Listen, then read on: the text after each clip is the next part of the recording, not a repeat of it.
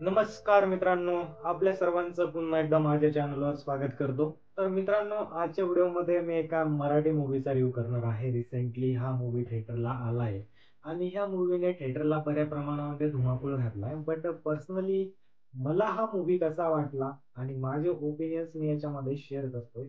तर मित्रांनो, मूव्हीचं नाव आहे लग्नाआधीची गोष्ट. तर ॲक्चुअली हा जो मूव्ही आहे मराठी मूव्ही आहे. बट या मूव्हीमध्ये कुठल्या गोष्टी मला आवडल्या, कुठल्या गोष्टी नाही आवडल्या आणि काय या मूव्हीमध्ये मला खटकलं, तर त्याच्यावरती मी खरं बोलणार आहे. या व्हिडिओचा उद्देश हाच आहे, की यातून म्हणजे अवेअरनेस तुमच्यापर्यंत पोहोचलं पाहिजे. तर मित्रांनो, या मूव्हीची जी स्टोरी आहे सिंपल सॉर्टेड एक स्टोरी आहे.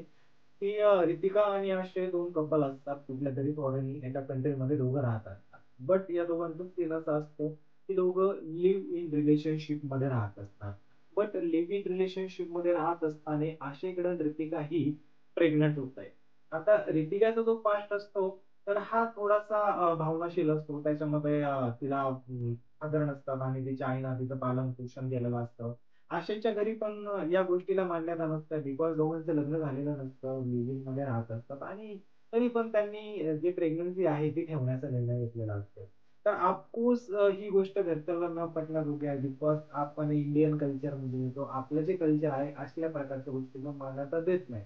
आता ते दोघं जे असतात तर त्यांना एका सपोर्टरची गरज पडते बिकॉज आता फॉरेनमध्ये फक्त दोघंच राहत असतात. त्यांना कोणी त्या ठिकाणी त्यांचे पॅरेंट्स नसतात, नातेवाईक नसतात.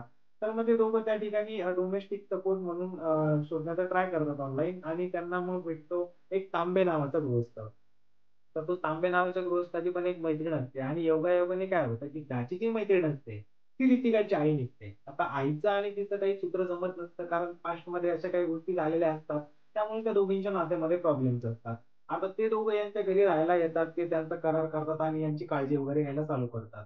तर इथून पुढे या मूव्हीची कहाणी सुरू होती. तर या मूव्हीमध्ये त्याच गोष्टी दाखवलेल्या आहेत, की एका आईचं आणि मुलीचं नातं कशा पद्धतीनं कम्युनिकेशनमधून चांगलं होतं आणि त्यानंतर या गोष्टी पण त्यात दाखवल्या, की जे दोघं नवरा-बायको बाहेर राहत असतात. जे पूर्वीच्या काळी आपली संस्कृती होती, की एकत्रित कुटुंब असायचं त्यामुळे एकमेकांना भावनिक सपोर्ट मिळायचा. सगळ्या प्रकारचा सपोर्ट केला जायचा.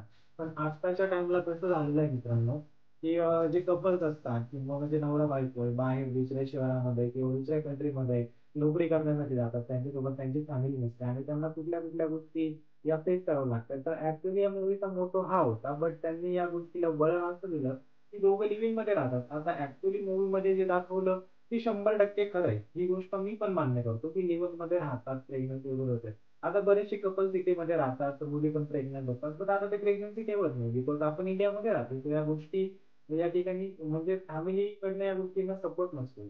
बट यार माझं म्हणणं आहे, की तुम्हाला जर लिव्ह-इनमध्ये राहायचं आहे, बरोबर?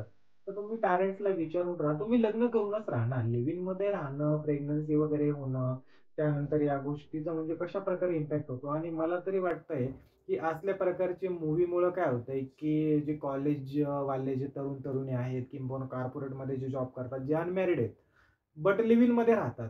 तर कुठेतरी या गोष्टी ते फॉलो करायला लागले आहेत आणि हे जे फॉरेनचं जे कल्चर आहे ना मित्रांनो, हे इंडियामध्ये पण यायला लागलंय. तर मूव्ही एकंदरीत कसा होता, मूव्हीची स्टोरी वगैरे छान होती, ॲक्टिंग पण छान होती सगळ्यांची, सगळ्या गोष्टी ठीक आहे. मूव्ही त्याबद्दल माझं काही म्हणणं नव्हतं. बट मूव्हीने जो टॉपिक हातामध्ये घेतला, तर याच्यातून नेमकं सिद्ध काय करायचं होतं मूव्हीला?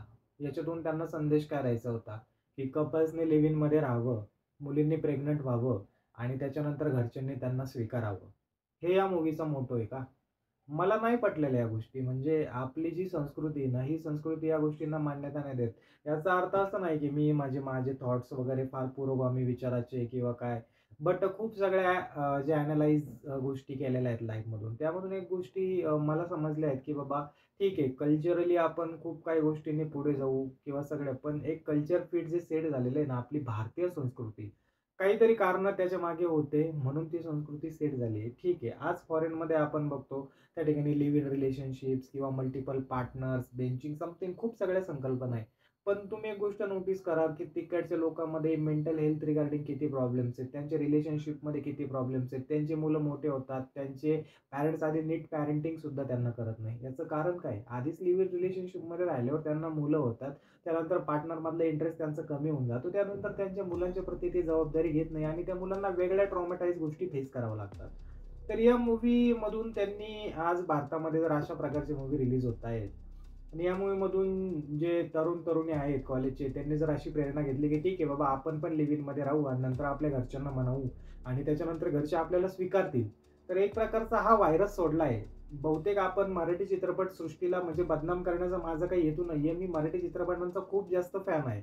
मराठी चित्रपटांना मी नेहमी ॲप्रिशिएट करतो. पण अशा प्रकारचं कंटेंट म्हणजे अशा प्रकारची जर घाण करायची असेल, तर या कंटेंटला मी दुजोरा देत नाहीये. आपलं कल्चर हे मूव्ही खराब करण्याचं काम करतायत आणि अशा प्रकारची थॉट प्रोसेस ठेवून जर चित्रपट येत आहेत, ते पण मराठीमध्ये, तर बघणाऱ्या मुला-मुलींच्या डोक्यावर 100% ब्रेन वॉश होणार आहे ते मुलं आणि हे ब्रेन वॉश झाली म्हणजे त्या गोष्टी करायला ते पुढे सरसावणार आहे. तर याच्यातून एक निगेटिव्ह इम्पॅक्ट कुठेतरी समाजामध्ये पडतोय, असं मला वाटतंय आणि अशा प्रकारचं कंटेंट हे रिलीज होण्याअगोदर याचा विचार व्हायला हवा आणि हे कंटेंट वेळीच बॅन व्हायला पाहिजे. नंतर आपल्या घरातल्या मुली आज बाहेर शिक्षणासाठी, जॉबसाठी जातील आणि कुठल्यातरी मुलासोबत लिव्ह इन रिलेशनशिपमध्ये जाऊन राहतील. उद्या त्या प्रेग्नंट होतील. या मूव्हीमध्ये त्या कलाकाराने मुलगी जर प्रेग्नंट झाली आणि तिची जर जबाबदारी त्या पार्टनरने जर स्वीकारली नाही, तर त्या मुलीचं पुढं काय भविष्य होणार? त्या मुलीला कोण स्वीकारणार? तिच्यासोबत कोण लग्न करणार? आणि तिच्या पॅरेंट्सवर कोणती परिस्थिती ओढवणार? ही गोष्ट विचार करण्यासारखी आहे मित्रांनो. हा हे मूव्ही तुम्ही बघा, अवश्य बघा.